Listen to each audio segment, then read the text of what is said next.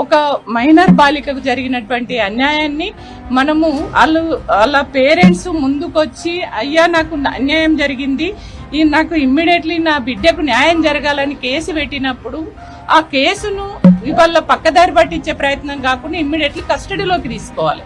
నేరానికి గురైనటువంటి వ్యక్తి పైన తక్షణమే యాక్షన్ తీసుకోకుండా అరెస్ట్ చేయకుండా ఇంకే ఎంక్వైరీ చేస్తామని ఇంకేదో చేసి అట్లా ఆ కేసును పక్కదారి పట్టించి ఆ పిల్లోడిని భగీరథను బయటకు పంపించేటువంటి ఒక కుట్రలు చేస్తున్నారు అనేది దీన్ని బట్టి అర్థమైంది. బండి భగీరథ చేసినటువంటి నేరం ఏదైతే ఉందో దాన్ని పక్కదారి పట్టియడానికి చేస్తే మేము ఖచ్చితంగా ఆ అమ్మాయికి మేము అండగా ఉంటాం. ఇవాళ బండి సంజయ్ గారు ఇవాళ వాళ్ళ కొడుకు బండి భగీరథ్ నేరం చేసిండు. ఒక అమ్మాయిని, ఒక మైనర్ బాలిక పైన అత్యాచారం చేసి నేరాలకి పాల్పడినప్పుడు ఒక ఉన్నతమైనటువంటి ఒక హోంశాఖ మంత్రిగా ఉన్నటువంటి బండి సంజయ్ గారు ఆ నేరానికి పాల్పడ్డ కొడుకుని తక్షణమే వాళ్ళ పోలీసులకు అప్పజెప్పాలి.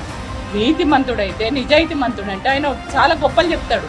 ధర్మము అని, ధర్మ రక్షణ అని బాగా మాట్లాడతాడు. కానీ నీ ధర్మం ఎటువైంది? నీ ఇంట్లోనే నీ కొడుకే నేరానికి పాల్పడితే నీ కొడుకును నువ్వు కాపాడడం కోసము ఇవాళ పక్కదారి పట్టేయడానికి చేస్తున్నావు అని అంటే, ఆ నేరం చేసిన వాడిని కాపాడడం అని అంటే నువ్వు కూడా నేరస్తుడివే కదా. అందుకని నేనేమంటున్నంటే ఇవాళ మొట్టమొదటి ముద్దాయి బండి సంజయ్ కుమార్ అని నేను అంటున్నాను. కాబట్టి తక్షణమే బండి సంజయ్ గారిని బర్తరఫ్ చేయాలి. బీజేపీ పార్టీ ఆ మంత్రి పదవి నుంచి తీసేయాలి. ఇవాళ వెంటనే నైతిక బాధ్యత వహించి కూడా రాజీనామా చేయాలి.